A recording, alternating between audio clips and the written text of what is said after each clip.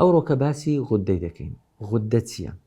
خی گەورە ئینسانی ئەوها دروست کردیە بێ کاتێ لە چەندین سیستمەکمانەیە عیلاقەی بە هەناسی هەیە، یعنی لە کەپودێوە دەست پێ دەکاتن لە بۆسیەکان. سیستمەکمان هەیە عیلاقەی بە خواردنی هەیە کە لە دەوی دەست پێ دەکات تاوەکو کۆمی. سیستمەکمان هەیە عیلاقەی بە خینی هەیە کە لە دڵیەوە خینەکان تەوزع دەکاتن. سیستمەکمان هەیە عیلاقەی بە ئێسچیە هەیکەل عەظمیە. سیستمەکمان هەیە عیلاقەی بە گۆشتەکانەوە هەیە. ئەنواعی گۆشتەکان سێ نوعمان هەیە، یعنی گۆشتی ماسوولکەیمان هەیە، گۆشتی لووسمان هەیە کە لە ناو زجیە کە ئەوە بە دەستە خۆمان نییە تەقەڵوساتەکان، بەڵامی هی دەستەکەی بە دەستە خۆمانە.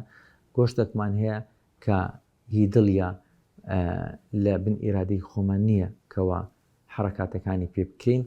یعنی جسمی ئینسانی خی گەورە لە چەند سیستمێکی عجایب دروستی کردیە و بیری لێ بکەینەوە بەڕاستی زۆر بە ئەندازێکی جوان دروستکرایە.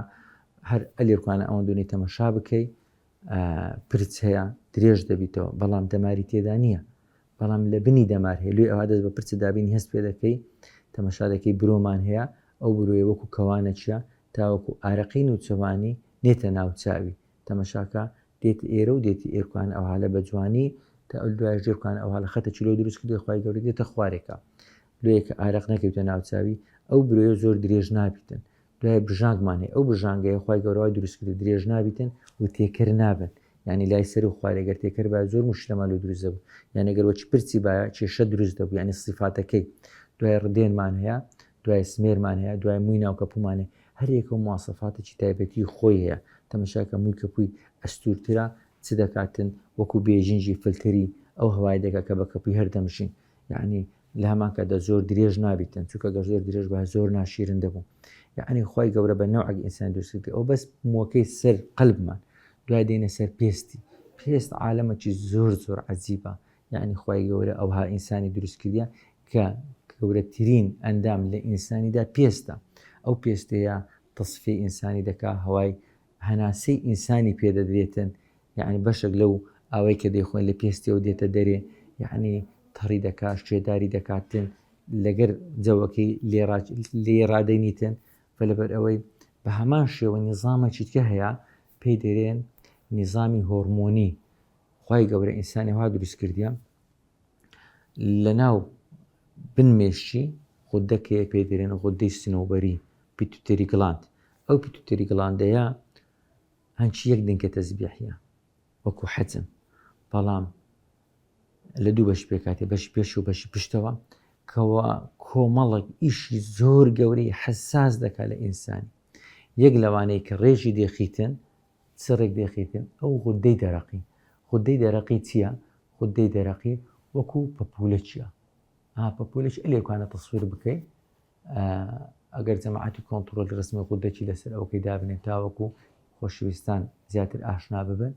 تەمەشاکە ئەوە پێی دەرێن تایرۆید گڵاند غودەی دەرەقی کە پێ کاتێ لە دوو باڵی لەگەر ناوەندەچی کە پێ دەرێن ئیسمەت، یعنی ڕایت لۆب لێفت لۆب لەگەر ئیسمەتی ئەوە چ دەکاتن؟ ئەوە مەسئولی زۆر زۆر شتیە، یعنی کاتێککە باڵانسەکە کو دروست دەبێت تەمەشاکە دەمەوێت ئەوەی تێ بگەن.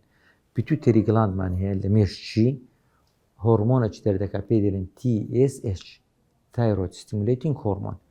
ئەو TSH ئەلێکوانە دەرێتە ئەوەی ئیفراز بکە یان ئیفراز مەکە. باشە طبیعی ئیندۆکراین و ئیکسۆکراین فەرقی چییە؟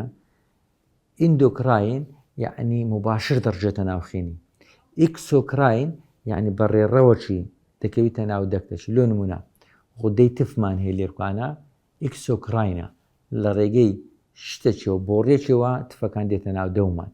باشە مەسەد ئەتو لە جێ خۆتۆبری حامس نانە قەیسی ترش و شیرن دەوت پڕ ئاو دەبی کە دەوت پڕ ئاو بوو ئەو سێ لیمفەگری گەورەمان هەیە نزیکەی سەدان لیمفی کچکەشمانی کە تفی دروست دەکاتن لە ناو دەوی لە ناو ڕووپۆشی ناو دەوی کە گەڕئیسەکەیان لێرکوانە و لە بن چەنەگەیە ئەوانە مەعمەلی تفینە تفی دروست دەکەن.